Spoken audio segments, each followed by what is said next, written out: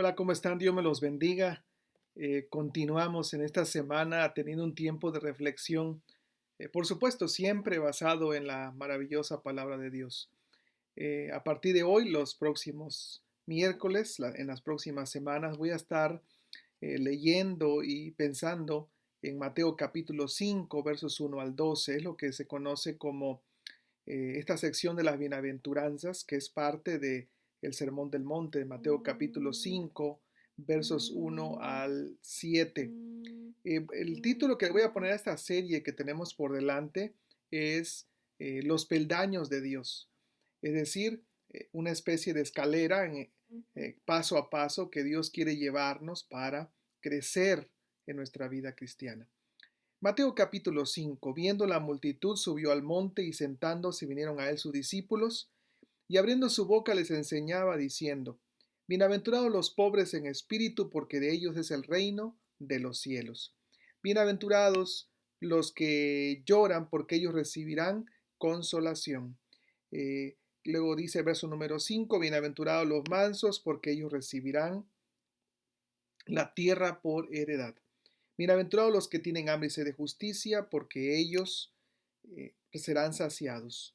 Bienaventurados los misericordiosos, porque ellos alcanzarán misericordia. Bienaventurados los de limpio corazón, porque ellos verán a Dios. Bienaventurados los pacificadores, porque ellos serán llamados hijos de Dios. Bienaventurados los que padecen persecución por causa de la justicia, porque de ellos es el reino de los cielos. Bienaventurados sois cuando por mi causa os vituperen y os persigan, y digan toda clase de mal contra vosotros, mintiendo. Gozaos y alegraos, porque vuestro galardón es grande en los cielos, porque así persiguieron a los profetas que fueron antes de vosotros. Hace algún tiempo atrás tuve la oportunidad de leer un libro muy interesante que lleva por título Cómo arruinar tu vida a los 40 años de edad. Cómo arruinar tu vida cuando estás en los 40 años. El libro describe varios principios para destruir nuestra vida. No debemos de seguirlos, por supuesto, pero están escritos de una forma irónica para advertirnos que si vivimos bajo estos principios, al final nuestra vida estará destrozada. Uno de esos principios dice, si quieres arruinar tu vida, entonces ignora la ley de la causa y el efecto. Sí, ve por la vida pensando que tus decisiones no van a tener consecuencias. No va a pasar nada. Si quieres arruinar tu vida, entonces, dice el libro, ten un mal comienzo. Pon eso en tu mente de, soy muy joven, tengo muchos años por delante. Un errorcillo cualquiera lo tiene. Si quieres arruinar tu vida, dice el libro, entonces ignora el propósito de Dios para ti. Vive para ti mismo. Si piensa en ti mismo, gástate en ti mismo. Sueña para ti mismo. Y luego te vas a arrepentir. Si quieres arruinar tu vida, dice el libro, entonces no seas responsable de tus propias decisiones. Ve por la vida transfiriendo a otros tus errores. Es culpa del pastor, es culpa de la iglesia, es culpa del gobierno, es culpa de los demás que mis hijos se hayan apartado de la fe, es culpa de otro, mío no es. Vas a destruir tu vida. Si quieres arruinar tu vida, dice el libro, entonces sé negligente con todos los recursos que Dios te ha dado, con tus dones, con las capacidades que Dios ha puesto en ti. Gástate todos los recursos y talentos en ti mismo. Construye tus sueños. Por supuesto que eso jamás edifica tu vida. Si quieres arruinar tu vida, dice el libro, entonces enrédate en problemas sexuales, antes o después del matrimonio. Sí, no hagas caso de la ética, ni la pureza sexual, ni vivir en santidad. Una no es ninguna, ¿verdad? Y dos apenas es una, dicen, una canita al aire. Si quieres arruinar tu vida, da rienda suelta a la sexualidad que está fuera de orden. Si quieres arruinar tu vida, dice el escritor, entonces no hagas caso al consejo de Dios para tu matrimonio. Construye el matrimonio como tú quieres, según tu propia opinión, según los valores de la sociedad. Si quieres arruinar tu vida, dice el libro, no te preocupes de cultivar una mente santa, íntegra, sana, una mente de Cristo. Ve por la vida consumiendo toda la chatarra posible que hay en las redes sociales, las películas, las pláticas, los chistes groseros. Claro, eso ensucia tu vida. Ahora, ¿se puede usted imaginar a una persona que llega a la etapa de su vejez, por decirlo así, y se da cuenta que en realidad ha echado a perder su vida? Bueno, esa es la advertencia del libro. No eches a perder tu vida.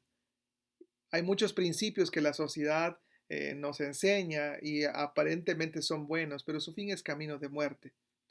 Si quieres construir tu vida sobre algo que valga la pena, tienes que hacer caso a las enseñanzas de Jesús. Y de eso se trata el Sermón del Monte. Una serie de principios, de peldaños que nos van a ayudar a crecer en nuestra vida cristiana. El primero de ellos, ¿sabes cuál es? Quizá el más difícil de todos. Renuncia al yo. Renuncia a ti mismo. Bienaventurados los pobres en espíritu, porque de ellos es el reino de los cielos. Qué cosa tan desafiante. Bienaventurados los pobres en espíritu, porque de ellos es el reino de los cielos. Déjame explicarte esto.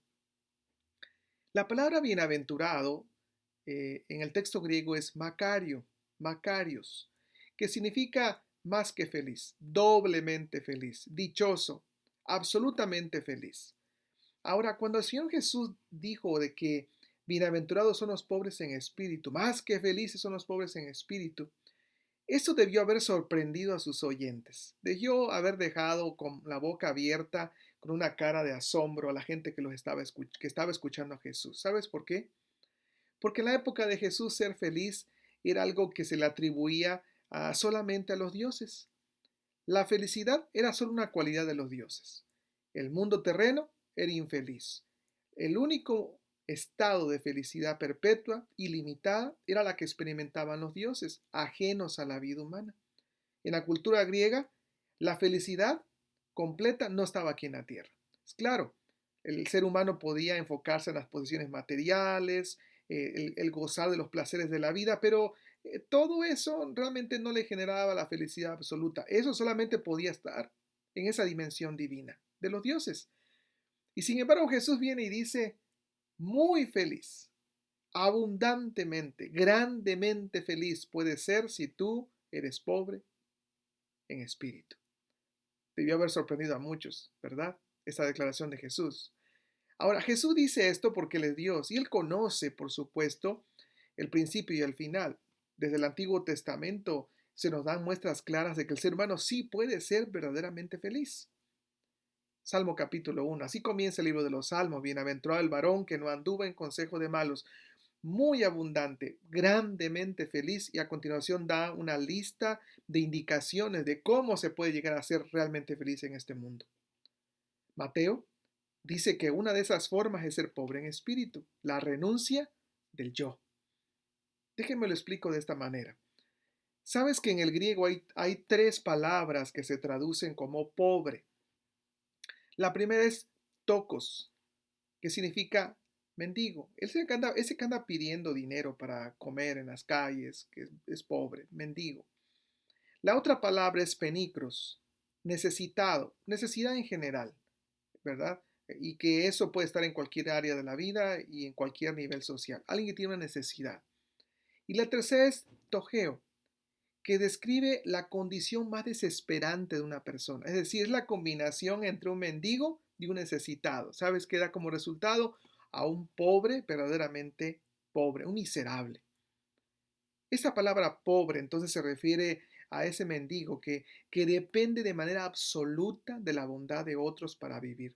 Uno que no tiene recursos de ningún tipo, un pobre de a de veras. La pobreza en el espíritu entonces no está describiendo pobreza espiritual, no, para nada. Está describiendo a alguien que ha reconocido su autosuficiencia y ha reconocido que esa autosuficiencia es insuficiente para poder vivir. Es la cualidad de aquella persona que tiene la actitud de dependencia absoluta de alguien más. Pobre en espíritu entonces significa despojarse de todo aquello que te hace dependiente de ti para hacerte dependiente de alguien más. En ese sentido, pobre describe a las personas que han llegado al convencimiento de lo que dice Juan 15:5, porque separados de mí, dijo Jesús, nada puedes hacer. ¿Escuchaste? Nada. Bueno, hasta que no reconoces eso, hasta que no te sacas la autosuficiencia de tu vida, entonces eres feliz. Bienaventurados los pobres en espíritu describe a personas que han llegado a ser conscientes de su incapacidad, de su miseria, de su necesidad. Es ese tipo de gente que ha descubierto que el viejo orgullo de la autosuficiencia no le lleva a ningún lugar. y comprendiendo su propia necesidad, su impotencia, ahora depende de Dios. Esto es lo que dice Sofonías 3:12. Y dejaré en medio de ti un pueblo humilde y pobre, el cual confiará en el nombre de Jehová. Humilde y pobre no tiene nada que ver con lo material, son cualidades del corazón, cualidades acá adentro. Gente que depende de Dios. Es un corazón arrodillado que tiene la actitud de depender de manera absoluta de Dios. Esto es lo que dijo Jesús en el Evangelio de Lucas capítulo 9. Yendo ellos, uno le dijo en el camino: Señor, te seguiré a donde quiera que vayas. Y a continuación Jesús lo que hace es persuadirlo para ver la sinceridad de su vida, de su corazón. Y le dijo Jesús: las zorras tienen guaridas y las aves del cielo nidos, mas el Hijo del Hombre no tiene dónde recostar la cabeza. Y dijo a otro: sígueme. Y él dijo: Señor, déjame que primero vaya y entierre a mi Padre. Y Jesús le dijo: deja que los muertos entierren a sus muertos, y tú ve y anuncia el reino de Dios. También otro dijo: te seguiré, Señor, pero déjame que me despida primero de los que están en mi casa. Y Jesús concluye: ninguno que poniendo su mano en el arado mira hacia atrás es apto para el reino de Dios. Ninguno que sigue pensando en papá, mamá, hermano, lo material, mi seguridad personal, ninguno puede ser mi discípulo. No puede ser feliz. Tiene que aprender a depender de mí, dijo Jesús. En otra oportunidad, Jesús declaró algo todavía más grande y más profundo. Mateo 10. El que ama a padre o madre más que a mí, no es digno de mí. El que ama a hijo o a hija más que a mí, no es digno de mí. Y el que no toma su cruz y sigue en pos de mí, no es digno de mí. El que haya su vida la perderá, y el que pierda su vida por causa de mí, la hallará. El que valore más su vida, su familia, su seguridad, su entorno personal, más que a mí, no es pobre en espíritu, es arrogante, está lleno de sí mismo, dijo Jesús, no puede ser feliz. Martin Lloyd Jones, que fue un famoso predicador inglés, dijo así: no se puede ser llenado hasta estar vacío. Debe haber un vacío antes de que algo se pueda llenar.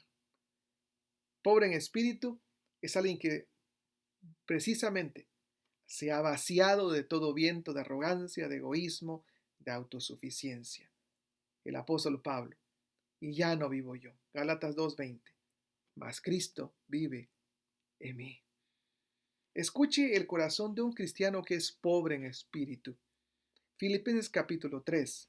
Aunque yo también tengo de qué confiar en la carne. Si alguno piensa que tiene de qué confiar en la carne, yo más, dice Pablo. Circuncidado al octavo día, del linaje de Israel, de la tribu de Benjamín, hebreo de hebreos, en cuanto a la ley, fariseo, en cuanto a celo, perseguidor de la iglesia, en cuanto a la justicia que es en la ley, irreprensible. Pero cuantas cosas eran para mí ganancia, las he estimado como pérdida por amor de Cristo. Y ciertamente, aún estimo todas las cosas como pérdida por la excelencia del conocimiento de Cristo Jesús, mi Señor, por amor del cual lo he perdido todo y lo tengo por basura para ganar a Cristo. ¿Está escuchando al corazón de un pobre en espíritu? No significa que Pablo era pobre espiritualmente. Sabemos todo lo contrario, tenía una relación profunda con el Señor Jesús. Pero él había llegado al convencimiento que todo lo que poseía era nada. Por lo tanto, todos esos recursos, todas esas capacidades, y mire que Pablo pudo haber llegado en su tiempo a ser el más grande maestro de la historia judía, pero en vez de ello, decidió renunciar a todo eso para buscar la felicidad en dependencia de Cristo Jesús. Él era un pobre en el espíritu. Mucha gente dice: gózate tú mismo, lucha por tu sueño. Los maestros dicen: edúcate a ti mismo, conócete a ti mismo. Pero Jesús dice: renuncia a ti mismo. Deja la autosuficiencia, deja la arrogancia, deja de seguir pensando que eres tú el que produce la bendición, eres tú el que produce las cosas buenas. Deja de seguir pensando que es tu capacidad, tu brillantez, tu inteligencia la que genera la felicidad en tu vida. Eso no es verdad. Ahora, hay una promesa para los pobres en espíritu. ¿Cuál es? De los tales es el reino de los cielos. ¿Escuchó la promesa? Cristo vino predicando que el reino de los cielos había acercado. Eso significa que el cielo no es meramente un lugar o un estado final donde un día los creyentes pasaremos la eternidad. No.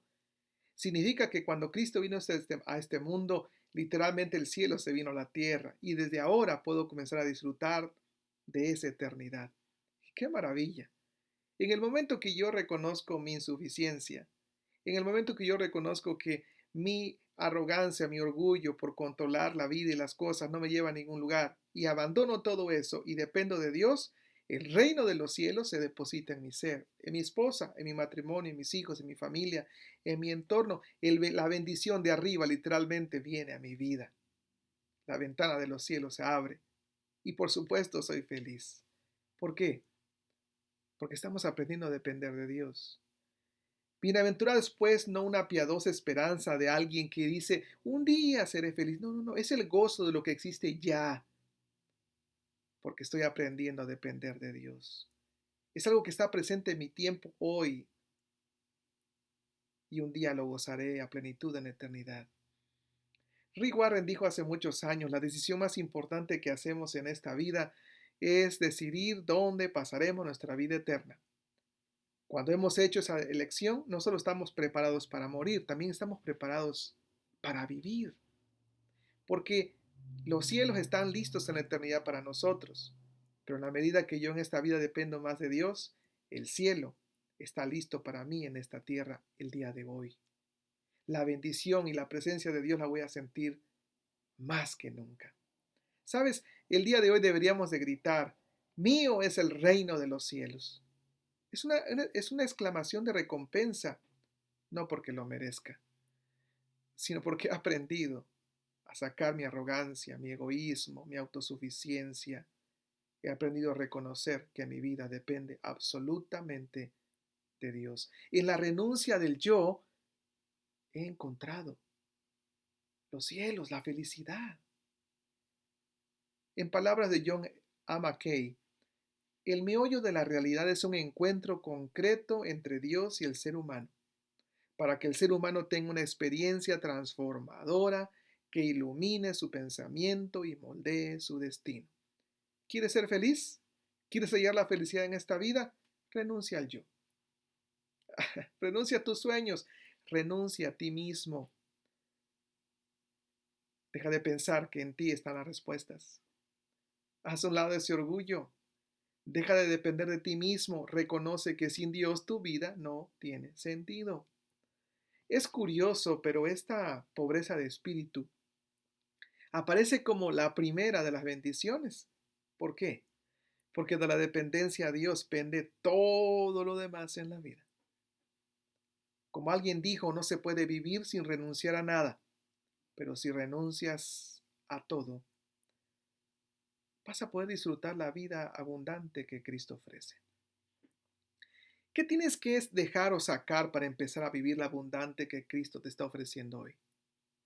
Quizá tu espíritu está muy enriquecido. ¿De qué?